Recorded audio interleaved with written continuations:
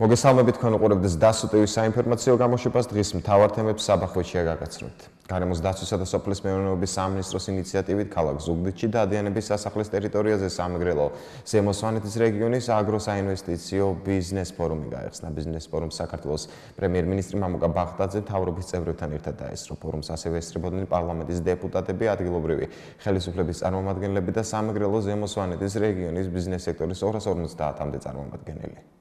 ასეთი ფორმატი აგროსაინვესტიციო ბიზნეს ფორუმი, რომელიც ფაგრებშიც დღეს შევიკრიბეთ, არის ძალიან მნიშვნელოვანი წინაპირობა იმისთვის, რომ ჩვენ მეტი შევძლოთ სოფლის მეურნეობაში.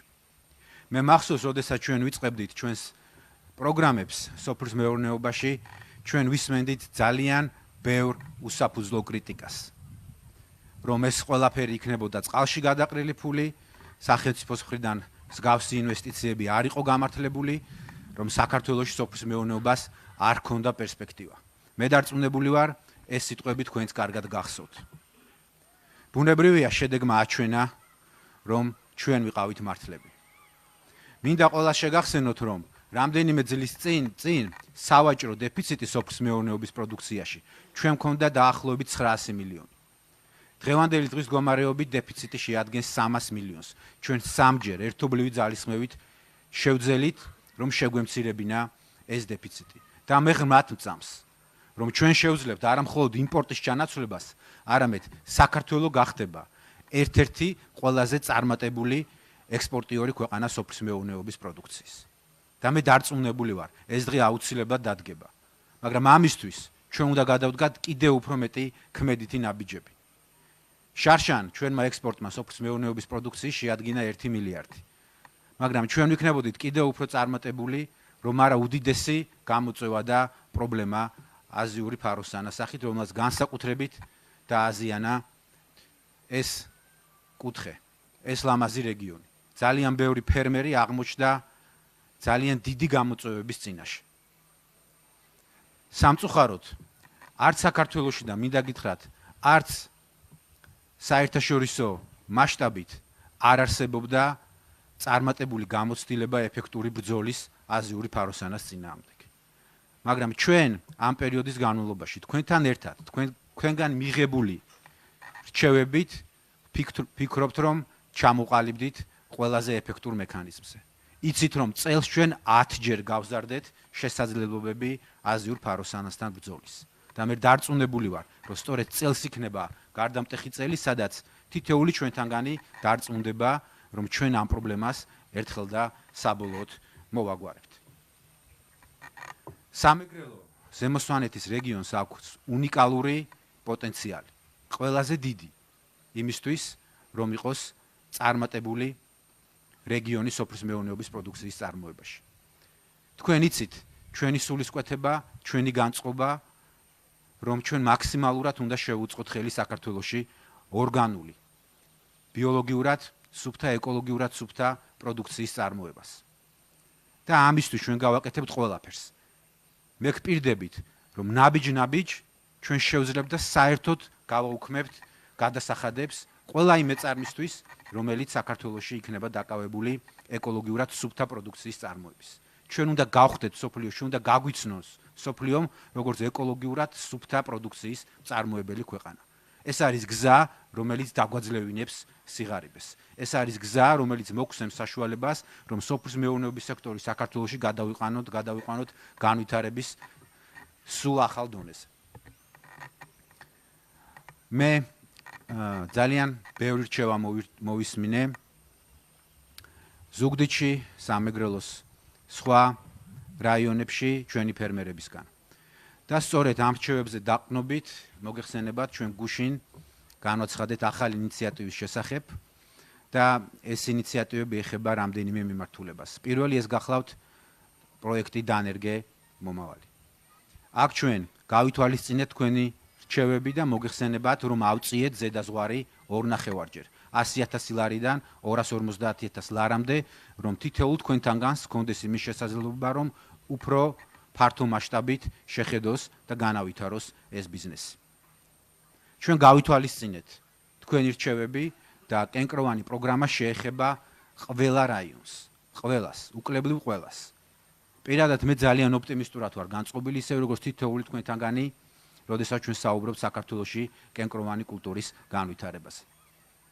ჩემთვის ძალიან მნიშვნელოვანია, რომ ბოლო წლებში ჩვენ შევძელით და აღვადგინეთ ჩაის წარმოების საკმაოდ მნიშვნელოვანი პოტენციალი, თუმცა ჯერ ჩვენ კიდევ შორს ვართ იმ ნიშნულიდან, სადაც გვინდა რომ ვიყოთ. აქედან გამომდინარე მიღებულია გადაწყვეტილება და ჩვენ კიდევ უფრო მეტად გავსდით სუბსიდიებს ამ მიმართულებით. სამეგრელოში ჩვენ გვაქვს უნიკალური ყურძნის ჯიშები. და სამწუხაროდ არ არსებობდა პროგრამა, რომელიც საშუალებას მოგცემდა ჩვენ ეს პოტენციალი სრულად წარმოგვეჩინა.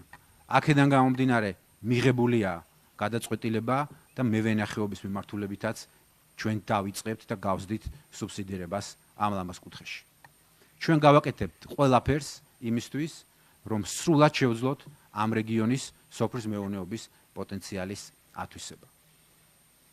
იმ მარტივი მიზეზიდან გამომდინარე, რომ ეს არის სწორი გზა იმისთვის, რომ ქართველი ფერმერი იყოს წარმატებული, იმისთვის, რომ საქართველო იყოს წარმატებული, იმისთვის, რომ ჩვენ გადავდგათ პრინციპული ნაბიჯები სიღარიბის დასაძლევად.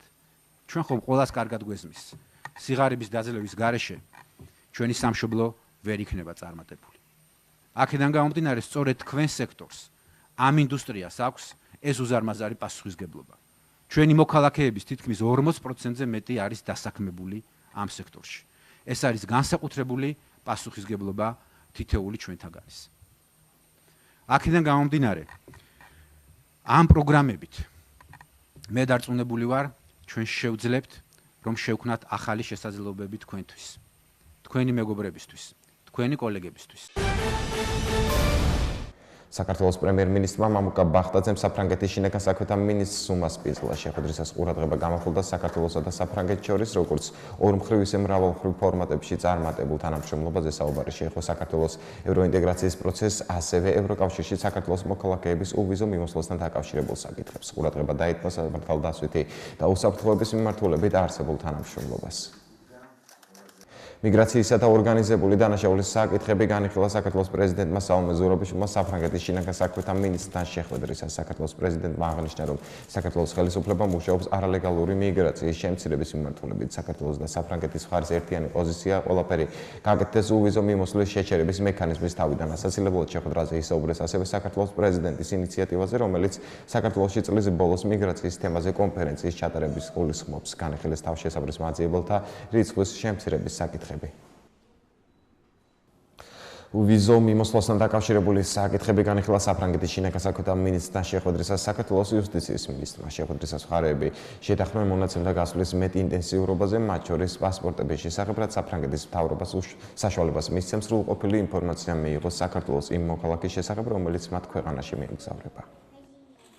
ბატონ კასტანერთან შეხვედრა წარიმართა ორმხრივი თანამშრომლობის საუკეთესო ფორმატში. მან აღნიშნა, რომ საქართველოს მოქალაქეებისთვის შენგენის სივრცეში ვიზო მიმოსვლა არის ჩვენი ერთობლივი წარმატება, რომ საფრანგეთი პატივს სცემს და უფრთხილდება საქართველოს და ქართველი ხალხის იმ გეოპოლიტიკურ არჩევანს, რომელსაც ევროპული გზა ჰქვია და ყველაფერს გააკეთებს ჩვენთან ერთად იმისთვის, რომ კანონმორჩილმა საქართველოს მოქალაქეებმა შეძლონ უვიზოთ საფრანგეთში და შენგენის სივრცეში მოგზაურობა, მაგრამ ამავე დროს ყველაფერი უნდა გავაკეთოთ ერთად იმისთვის, რომ საერთო ძალისხმევით ვებრძოლოთ ქართველთა მიერ ჩადენილ ორგანიზებულ დანაშაულს საფრანგეთში, რომელთა ციფრებიც არის ბოლო 3 წლის მანძილზე მზარდი, პრაქტიკულად გაორმაგებული, როგორც მან აღნიშნა, რაც საფრანგეთის მოქალაქეებს თავიანთ ქვეყანაში უქმნის საფრთხის განცდას და დანაშაულთან ბრძოლა კი არის ორმხრივი თანამშრომლობის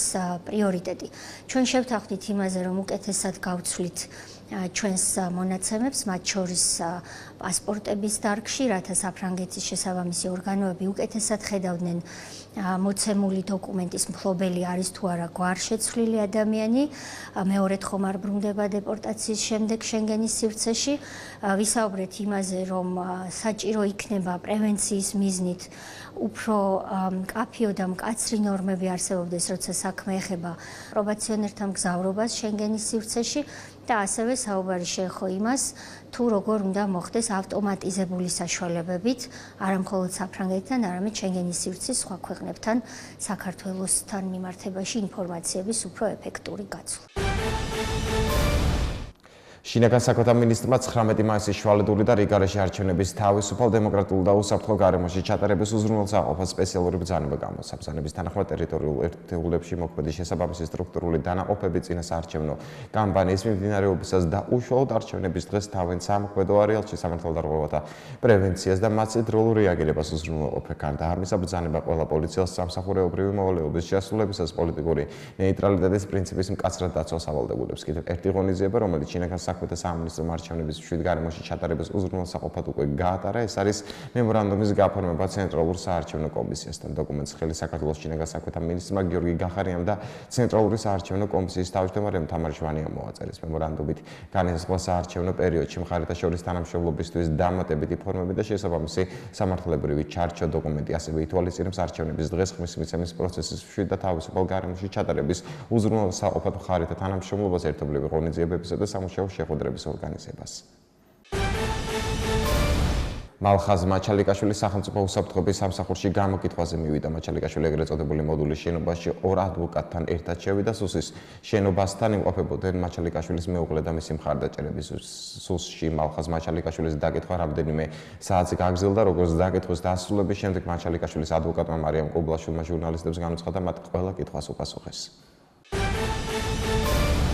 პროსტიტუციის ხელშეწყობისა და პროსტიტუციისთვის ფართის გადაცემის ბრალდებით დაკავებულ სასტუმრო მამიდას მფლობელ როინა ხუცურაუს გირაოს სახით 30,000 ლარი შეეფარდა, ხოლო მეორე დაკავებულ ზინაიდა ქორიძეს 20,000 ლარი. ისინი საჯელახსრულების დაწესებულებას შეეფარდებული გირაოს გადახდის შემდეგ დატოვებენ. დაკავებულებს ბრალი საქართველოს სისხლის სამართლის კოდექსის 254 მუხლი წარიდგინათ, რაც პროსტიტუციის ხელშეწყობას გულისხმობს. დაკავებულები თავიანთ კუთვნილ სასტუმროებში ფართს პროსტიტუციის ხელშეწყობის მიზნით სისტემატურად აქირავებდნენ. დანაშაული 2-დან 6 წლამდე ვადით თავისუფლების აღკვეთას ითვალისწინებს. მთავრობა ცივი იარაღის შესახებ არსებული რეგულაციების გამკაცრების ინიციატივით გამოდის. შესაბამისი საკანონმდებლო ცვლილება მთავრობას წარედგინა. როგორც პრემიერ-მინისტრმა მთავრობის ხდომის დაწყებამდე გამართულ ბრიფინგზე განაცხადა, ამ თემაზე სამოქალაქო საზოგადოების არგუმენტირებული მოთხოვნა არსებობდა. ყველავთან ხვდებით, რომ საზოგადოებრივი უსაფრთხოება და მართლწესრიგის დაცვა თითოეული ჩვენგანის პრიორიტეტია და ბუნებრივია ჩვენ ყველაფერს ვაკეთებთ ამისთვის. გვაქვს იგი ღონისძიებები დაგეგმილი, ამავე დროს ჩვენ ვაკეთებთ ამას ისე, რომ დაცული იყოს დემოკრატიული სახელმწიფოს მთავარი პრინციპი, ეს არის ადამიანის უფლებები და თავისუფლება. ვსაუბრობ ცივი იარაღის რეგულაციის გამკაცრებაზე. ეს არის ძალიან მნიშვნელოვანი ნაბიჯი, შინაგან საქმეთა სამინისტრო საკმაოდ დეტალურად ემზადებოდა და მოამზადა აღნიშნული ინიციატივა. ბუნებრივია, აქ საუბარია არა მხოლოდ დანაშაულის რეაქციის გამკაცრებაზე, არამედ პრევენციაზე, განიცივი იარაღის უკონტროლო ბრუნვის აღკვეთაზე. ჩვენ მაქსიმალურად დავეყნენით ევროპული ქვეყნების გამოცდილებას. საქართველოში დღეს არსებული რეგულაციით ცივი იარაღით ვაჭრობა შეუძლია ნებისმიერ პირს, ნებისმიერ ადგილას, მათ შორის სკოლების მიმდებარე ტერიტორიებზე და ეს ხდება ფაქტობრივად ყოველგვარი სტანდარტის დაცვის გარეშე. ეს არის მიუღებელი და აქედან გამომდინარე ჩვენი რეგულაცია ითვალისწინებს ახალი პრაქტიკის დანერგვას, ახალი რეგულაციების დანერგვას, რომელიც დარწმუნებული ვარ საშუალებას მოგცემს, რომ ჩვენ ძალიან ბევრი რისკი დავაზღვიოთ, რომელიც უკავშირდება ზოგადად ცივი იარაღის უკანონო ბრუნვას. ცივი იარაღის ახალი კანონის შესახებ დეტალური განმარტება შინაგან საქმეთა მინისტრის მოადგილე ნათია მეზრიშვილმა გააკეთა. ცივი იარაღთან დაკავშირებით რამდენიმე ფაქტორი იყო, რომლის გამოც საკანონმდებლო ცვლილებების დაინიცირება გადავწყვიტეთ. ძალიან მნიშვნელოვანი საკანონმდებლო პაკეტია, რომელსაც დღეს მთავრობამ მხარი დაუჭირა და იმედია, რომ პარლამენტიც მხარს დაუჭერს. მიზანი გახლავთ საზოგადოებრივი უსაფრთხოების კიდევ უფრო მეტად უზრუნველყოფა და ამ დანაშაულის წინააღმდეგ ბრძოლის კიდევ უფრო მეტად გააქტიურება. რეალურად პრაქტიკაში პოლიცია არის ყოველდღიურ ცხოვრებაში ვამბობ ძალიან აქტიური ცივი იარაღების ტარების გამოვლენის კუთხით. მაგალითად 2019 წელს მიმდინარე წელს ჩვენ სხვადასხვა საგამოძიებო და საპროცესო მოქმედებების ჩატარების შედეგად ასობით ცივი იარაღი გვაქვს ამოღებული. გარდა ამისა ეს გახლდათ საზოგადოების მოთხოვნა, რაზეც არაერთხელ ყოფილა საუბარი, ჩვენ ეს მოთხოვნა გავითვალისწინეთ და აი ამ აქტიურობასთან ერთად, პრაქტიკაში აქტიურობასთან ერთად გადავწყვიტეთ, რომ ის საკანონმდებლო ვაკუუმი, რაც საკანონმდებლო დონეზე არსებობდა, განსაკუთრებით ცივი იარაღით ვაჭრობის მიმართულებით, გაყიდვის მიმართულებით, ეს ვაკუუმი ამოგვევსო, იმიტომ რომ დღეს კანონით ისჯება ტარება, როგორც ადმინისტრაციული წესით, ისე სისხლის სამართლის წესით, მაგრამ გაყიდვის საკითხები სათანადოდ არ არის დარეგულირებული, რის გამოც ცივი იარაღი არის ადვილად ხელმისაწვდომი არასრულწლოვნებისთვის. ამიტომ ერთ-ერთი მიზანი ამ კანონპროექტის გახლავთ არასრულწლოვნებზე ხელმისაწვდომობის შეზღუდვაც ცივი იარაღის. მე ვიტყოდი, რომ უპირველესი მიზანი, იმიტომ რომ დღეს გაყიდვა შეუძლია ყველას და ამასთანავე ცივი იარაღი იყიდება ყველგან, მათ შორის სკოლების მიმდებარე ტერიტორიაზე, რაც ბუნებრივია არასრულწლოვნებისთვის მარტივად ხელმისაწვდომს ხდის. ამიტომ გაყიდვის საკითხები დარეგულირებულია, არასრულწლოვნებზე ვეღარ გაიყიდება, აკრძალულია ცივი იარაღის გაყიდვა ამ კანონპროექტით, ასევე გარკვეულ რისკ ჯგუფებზე, მათ შორის მაგალითად ნასამართლელ პირებზე იქნება აკრძალული გაყიდვა. მეორე მნიშვნელოვანი კომპონენტი ამ კანონპროექტის ტარების ნაწილში, როგორც ადმინისტრაციული, ისე სისხლის სამართლებრივი სასჯელები მკაცრდება და ალბათ დაისმევა შეკითხვა, გაყიდვის ნაწილში ბუნებრივია საკანონმდებლო ცვლილებები არ ეხება საოჯახო და საყოფაცხოვრებო დანიშნულების დანებს, აქ საუბარია ისეთ ცივი იარაღებზე, რომელიც კანონით აკრძალულია და ასეთად არის მიჩნეული საქართველოს კანონმდებლობით და ერთი კიდევ მნიშვნელოვანი საკითხი, რომელიც ამას უკავშირდება, რა თქმა უნდა, ეს საკანონმდებლო ცვლილებები არ ნიშნავს იმას, რომ დანებით დანაშაულის ჩადენის აბსოლუტური პრევენცია მოხდება. ეს საკანონმდებლო ცვლილებები უბრალოდ ნიშნავს იმას, რომ მაქსიმალურად შეიზღუდება წვდომა ცივი იარაღზე, განსაკუთრებით არასრულწლოვნების ნაწილში. ეკონომიკისა და ამდგრადი განვითარების სამინისტროს ინვესტორებთან ურთიერთობაზე პასუხისმგებელი მინისტრის მოადგილის შტატი დაემატა. ახალი მოადგილეები პრემიერ-მინისტრმა მთავრობის თომაზე დაამტკიცა, როგორც მამუკა ბახტაძემ ხტომის დაწყებამდე გამართულ ბრიფინგზე განაცხადა, ინვესტორებს ერთი პანჯრის პრინციპით ეკონომიკისა და ამდგრადი განვითარების სამინისტრო მოემსახურება, ხოლო მინისტრის მოადგილი ინვესტორებთან ურთიერთობაზე პასუხისმგებელი იქნება არა მხოლოდ ინვესტორებამდე, არამედ ინვესტიციების განხორციელების შემთხვევაც. დავამტკიცებ ეკონომიკის მინისტრის ახალ მოადგილეებს, მათ შორის ჩვენ შემოგვაქვს ძალიან მნიშვნელოვანი მოადგილის შტატი, რომელიც პასუხისმგებელი იქნება ინვესტიციებზე, ზოგადად ინვესტორებთან ურთიერთობებზე, მათ შორის არა მხოლოდ ინვესტიციებამდე პერიოდში, არამედ ინვესტიციების განხორციელების შემდგომ. ჩვენ რამდენიმე თვე მუშაობდით, რომ მიგვეღო ეს შედეგი, რა თქმა უნდა, ეს არის მნიშვნელოვანი ცვლილება იქიდან გამომდინარე, რომ ეს მოადგილე იქნება ამავე დროს პასუხისმგებელი კოორდინაციაზე სხვა უწყებებთან, ვინაიდან ინვესტორებს ურთიერთობა უწევთ არა მხოლოდ ეკონომიკის სამინისტროსთან, არამედ სხვა უწყებებთან, ბუნებრივია ჩვენ ამ პრაქტიკას შევზღუდავთ და ეს იქნება ერთი ფანჯრით მომსახურების პრინციპი, სადაც მხოლოდ ეკონომიკის სამინისტრო იქნება პასუხისმგებელი ინვესტორებთან ურთიერთობებზე. ამასთან ერთად მნიშვნელოვანი ფოკუსი გაკეთდება თავისუფალი ვაჭრობის რეჟიმზე ევროკავშირთან და იმ პრიორიტეტული და პერსპექტიული საქონლის და მომსახურების ჩამონათვალზე, რომელზეც ჩვენ აქცენტს გავაკეთებთ მომავალში, რომ ჩვენ კიდევ უფრო გავზარდოთ ჩვენი სავაჭრო ბრუნვა ევროკავშირთან. როგორც პრემიერ-მინისტრმა მთავრობის ხტომის გამართულ ბრიფინგზე განაცხადა, რეგიონული განვითარებისა და ინფრასტრუქტურის სამინისტრომ გასულ წელთან შედარებით 1 მაისის მდგომარეობით 100 მილიონი ლარით მეტი აითვისა. მთავრობის მეთაურის თქმით, საქართველოში ინფრასტრუქტურის განვითარებაზე როგორც ცენტრალურ, ისე მუნიციპალურ დონეზე ძალიან მნიშვნელოვანი აქცენტი კეთდება.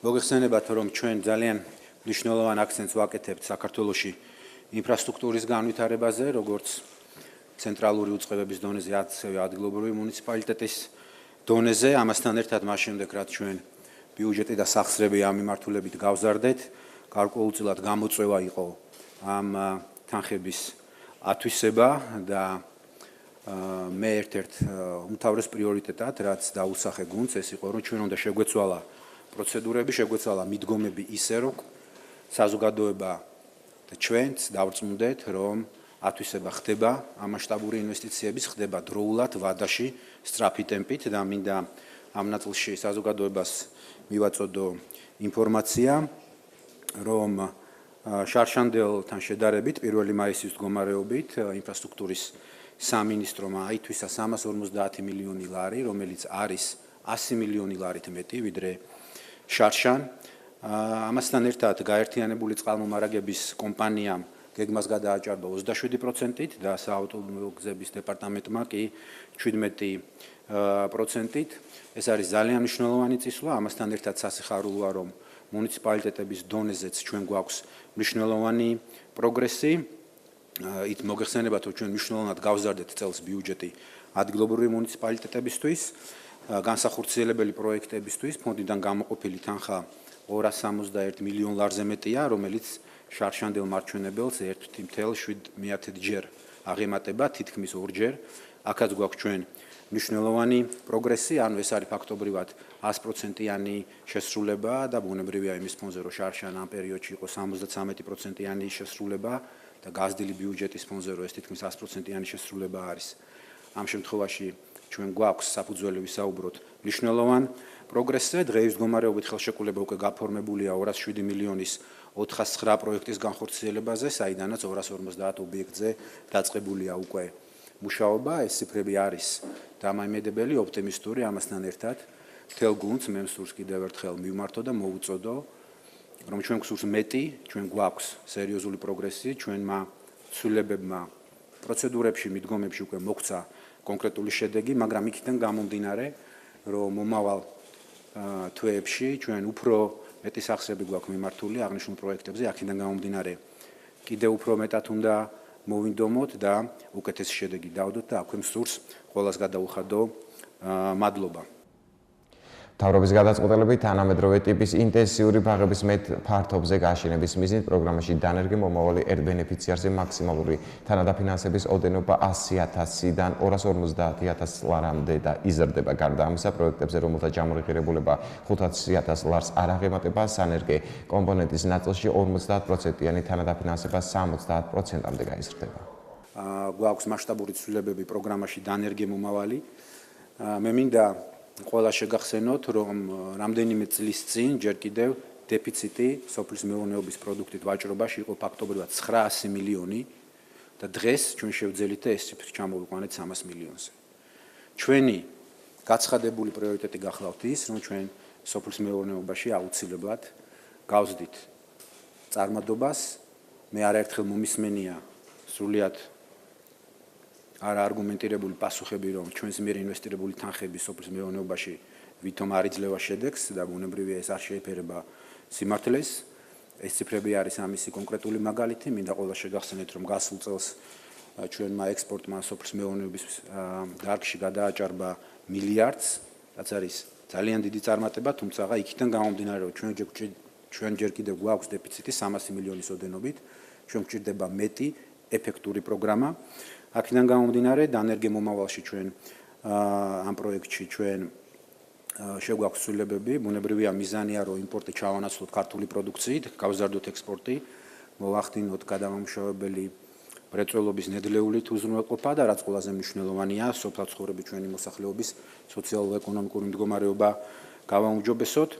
თანამედროვე ტიპის ინტენსიური ბაღების მეტ ფართობზე გაშენების მიზნით ჩვენ მასტიმულებელი ფაქტორები შემოგვაქვს. კონკრეტულად ვსდით ერთ ბენეფიციარზე მაქსიმალური თანადაფინანსების ოდენობას. დღეს არსებობს 100.000 ლარიანი ზღვარი და ჩვენ ამ ზღვარს ვსდით 250.000 ლარამდე, რომელიც მეწარმე შეუძლია გამოიყენოს ბევრი მიმართულებით, როგორიც არის მრავალწლიანი კულტურების ნერგების შეძენა, წვეთოვანი სარწყავი სისტემების, თანამედროვე სარწყავი სისტემების განვითარება და ბევრი სხვა. ამასთან ერთად სანერგო კომპონენტის ნაწილში ნაცვლად 50%-იანი თანადაფინანსებისა ჩვენ შევძლებთ და ჯამური ღირებულების 70%-ს დავაფინანსებთ, როდესაც პროექტებზე ვისაუბრებთ, რომელთა რაოდენობა არ აღემატება 500.000 ლარს. იზრდება თბილისის მუნიციპალიტეტის დაფინანსება მომკა ბახტაზის თქმის ზრდა ეგრეთ წოდებული ყვითელი ავტობუსების ჩანაცვლებას უკავშირდება. ჩვენ ვუზდით თბილისის მუნიციპალიტეტს დაფინანსებას, მოგეხსენებათ რამდენიმე დღის წინ კახაკალაძესთან ერთად ჰქონდა ჩვენ პრეზენტაცია, ჩვენ როგორც შევფირდით საზოგადოებას წლის ბოლომდე ჩავანაცვლებთ ძველ პარკს, ეგრეთ წოდებულ ყვითელ ავტობუსებს, ახალი თანამედროვე ავტობუსებით, ამასთან ერთად მომავალი წლიდან ჩვენ უკვე დავიწყებთ შემოყვანას ელექტროავტობუსების ამ ნაწილში თბილისის მერიამ ძალიან მნიშვნელოვანი სამუშაო გასწია და მე მსურს მადლობა გადაუხადო მათ და აქედან გამომდინარეც არის გადაწყვეტილება მიღებული, რომ მათი რესურსი გავზარდოთ. მთავრობამ უშუქო დასახლებებში მზის პანელების დასამონტაჟებლად 2 მილიონი ლარი გამოყო პრემიერ-მინისტრის თქმით, შესაბამისი პროექტი უკვე მომზადებულია. მთავრობის მეთაურის ინფორმაციით, ძირითადად საუბარია ისეთ დასახლებებზე, რომელსაც უნიკალური ტურისტული პოტენციალი აქვს და იქიდან გამომდინარე, რომ მოსახლეობას ელექტროენერგიაზე წვდომა არ აქვს, მათი განვითარება ფერხდება. პრემიერ-მინისტრმა პროგრამის განხორციელებისთვის გაწეული მნიშვნელოვანი მხარდაჭერისთვის USAID-ს განსაკუთრებული მადლობა გადაუხადა. ძალიან მნიშვნელოვანი მიმართულება მე განვაცხადე და ჩვენ ავიღეთ პასუხისგებლობა, რომ იმ დასახლებულ პუნქტებში, სადაც სამწუხაროდ ჯერ კიდევ არ არის ელექტროენერგია, ჩვენ შემოვიტანდით ინოვაციებს და ამ მიმართულებით უკვე პროექტი მომზადებულია. მთავრობამ გამოყო 2 მილიონი ლარი იმისთვის, რომ ასე დასახლებებში ჩვენ დავამონტაჟოთ მზის პანელები და მზის პანელების მეშვეობით მივაწოდოთ ელექტროენერგია.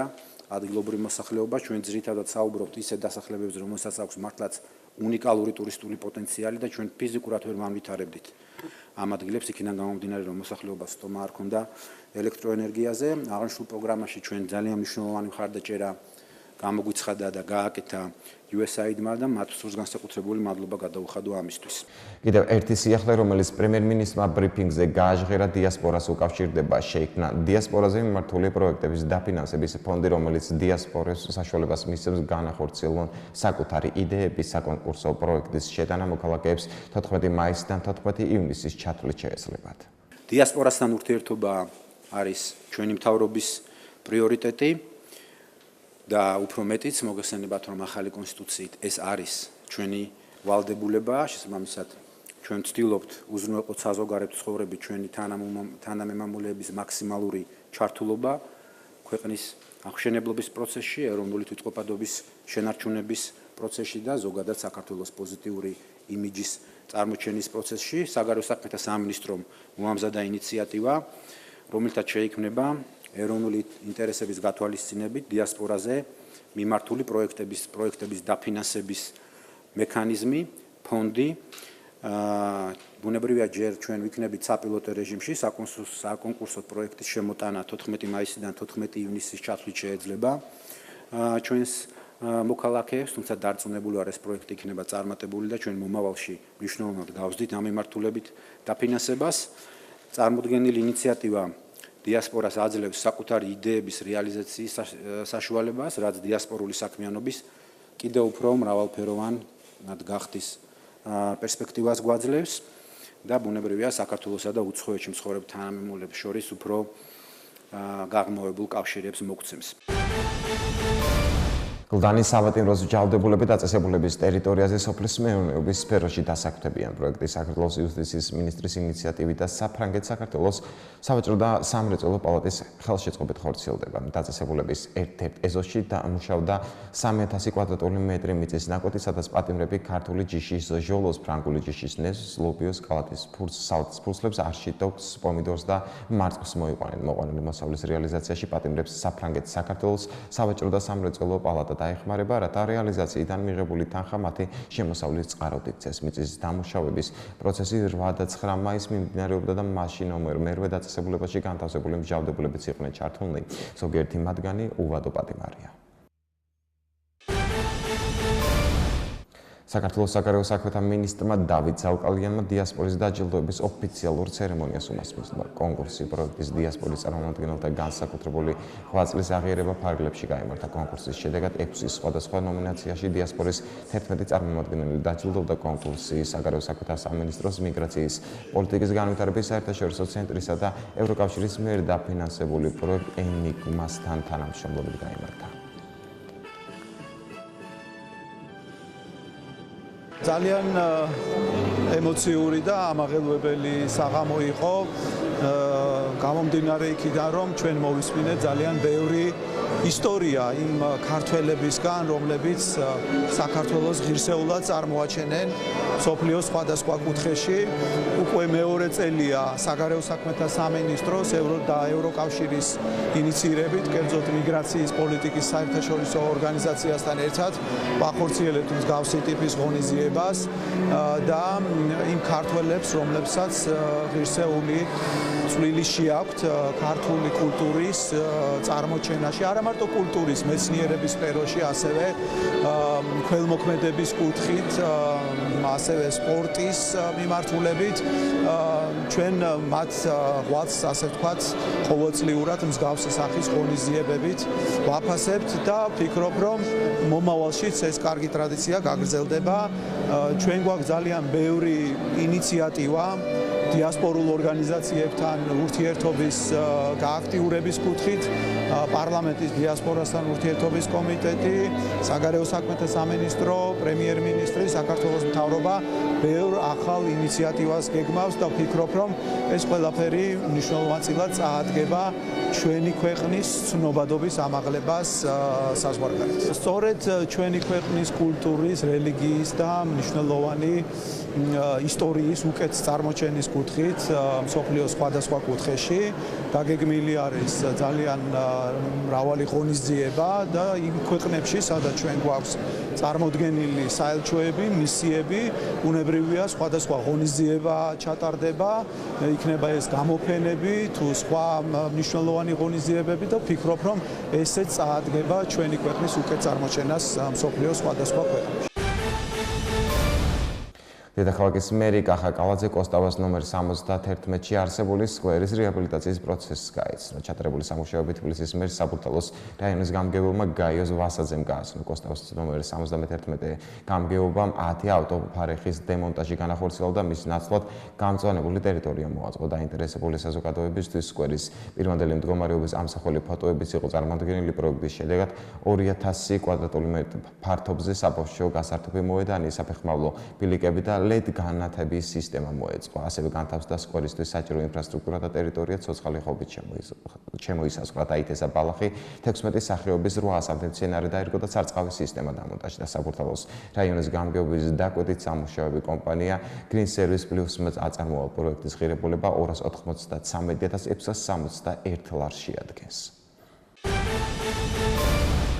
დასასვენებელი სკვერი მოეწყო ორხევშის თანამედროვე სტანდარტების შესაბამისი სივრცე თბილისის საკრებულოს თავმჯდომარემ და სამგორის რაიონის მაჟორიტარმა დეპუტატმა გიორგი ტყემალაძემ რაიონის გამგებელთან კახა ბერგულედანთან და საკრებულოს წევრებთან ერთად დაათვალიერეს. სკვერის კეთილმოწყობა ადგილობრივი მოსახლეობის თხოვნის შედეგად გადაწყდა. მისივე თქმით, აღნიშნულ ტერიტორიაზე საბავშვო ატრაქციონები, ფიტნეს ტრენაჟერები და გარე განათებების ბოძები დამონტაჟდა. ჩავლაძის ქუჩის მიმდებარედ განთავსებული სკვერის მოსაწყობად სამგორის რაიონის გამგეობამ ბიუჯეტიდან 197,000 ლარი გამოყო. ეს არის, როგორც ხედავთ, ძალიან ლამაზი სკვერი, რომელიც 3,000 კვადრატულ მეტრზე არის მოწყობილი, რომლის სამუშაოებიც ჩაატარა სამგორის გამგეობამ. ეს არის მოსახლეობის ძალიან დიდი სურვილი, დიდი ხნის, რომ ამ ტერიტორიაზე მოწყობილიყო ასეთი დასასვენებელი ტიპის სკვერი. მადლობა მინდა გადაუხადო სამგორის რაიონის გამგეობას და შესაბამისად ჩვენ ამ პროცესს გავაგრძელებთ კვლავ და ორხევში გვაქვს დაგეგმილი კიდევ არაერთი სკვერის მოწყობა. ორხევში ჩანდლაძის 30 ნომრის მიმდებარედ მოსახლეობის თხოვნით გავაკეთეთ სკვერი. თავისი საფეხმავლო ბილიკებით, ატრაქციონებით, ტრენაჟორებით, მოსასვენებელი ადგილებით, როგორც ხედავთ, მოსახლეობა ძალიან კმაყოფილია. ზოგადად სამგორის რაიონის პრიორიტეტი მიმდინარე წელს გახლავთ დასასვენებელი ადგილების და სპორტული ინფრასტრუქტურის მოწყობა. ჯამში 50-მდე ასეთი ობიექტი მოეწყო ბოლო 1 წლის განმავლობაში და ჩვენ გეგმავთ, რომ მომავალშიც ეს გავაგრძელოთ. ფინანსთა სამინისტროს საგამოძიებო სამსახურის თანამშრომლებმა ყალბი ოფიციალური დოკუმენტაციის დამზადება, გასაღებისა და გულგრილობის ფაქტზე პირველადი ტექნიკური ინსპექტირების 3 ცენტრის 4 თანამშრომელი დააკავეს. გამოძიებით დადგინდა, რომ თბილისში მდებარე პირველადი ტექნიკური ინსპექტირების 3 ცენტრში კერძოდ პირების საკუთრებაში არსებულ ავტოსატრანსპორტო საშუალებებზე, ასევე შეეპესა თბილისის სატრანსპორტო კომპანიის კუთვნილ ტექნიკურად გაუმართავე ეგრეთ წოდებულ ყუთლას სამგზავრო ავტობუსებზე გაიცემოდა ყალბი დადებითი დასკვნების საქმეზე გრძელდება გამოძიება საქართველოს სისხლის სამართლის კოდექსის 362 მუხლის და 220 პრიმა მუხლების პირველი ნაწილებით, რაც სასჯელის სახით ითვალისწინებს თავისუფლების აღკვეთას 3 წლამდე ვადით. მესამე ქვეითი ბრიგადის 31 ბატალიონი საქართველოს თავდაცვის მზადყოფნის პროგრამაში ოფიციალურად ჩაერთო მეოთხე როტაციის გახსნის ცერემონიალს ვაზიანში. თავდაცვის მინისტრი ლევან იზორია, თავდაცვის ძალების მეთაური გენერალ-ლეიტენანტი ვლადიმერ ჩაჩებაია და მოწვეული სტუმრები დაესწრნენ. 31 ბატალიონი მომზადებას 13 კვირის განმავლობაში გაივლის და წვრთნას 2 აგვისტოს დაასრულებს. საქართველოს თავდაცვის მზადყოფნის პროგრამაში უშუალოდ თვამდე 31 ბატალიონმა წინა მოსამზადებელი 6 თვიანი სწავლება სენაქსა და ნორიოში ინდივიდუალურ ათეულისა და 20-ეულის დონეზე გაიარა. 31 ქვეითი ბატალიონი მეოთხე როტაციის ფარგლებში ოფიციალურად ჩაერთო საქართველოს თავდაცვის მზადყოფნის პროგრამაში, სადაც ის 13 თვის განმავლობაში გაივლის 100-ეულის და ბატალიონის დონის მომზადებას და საბოლოოდ მზად იქნება უპასუხოს მის წინაშე დასმულ ამოცანებს წარმატებით. უამინდობა საქართველოში ძლიერმა სიტყვამ და წვიმამ კასპის მუნიციპალიტეტი დააზარალა. სიტყვის შედეგად დაზიანდა საოკუპაციო ხაზის სიახლოვეს მდებარე სოფლების. ადგილობრივების თქმით დაზიანებულია კაკლის ნარგავები და ვაზი. ძლიერი სიტყვა იყო გორშიც, უამინდობა იყო კახეთშიც. თელავის მუნიციპალიტეტში სტიქიის გამო მოსახლეობის ნაწილს სასმელი წყალი არ მიეწოდება. რამდენიმე სოფელში უხმა ნალექმა წყლის სათავე ნაგებობები დააზიანა, ვენახები და ნათესები დაიტბორა. ყვარელშიც დატბორილია გურჯაანი, ლაგოდეხის დამაკავშირებელ საავტომობილო მაგისტრალიც. სულ ეს იყო ჩემს ხელთ არსებული ინფორმაცია. ახლა კი ეთერში ამინდის პროგნოზის დროა. მე კი დროებით გემშვიდობებით. ნახვამდის.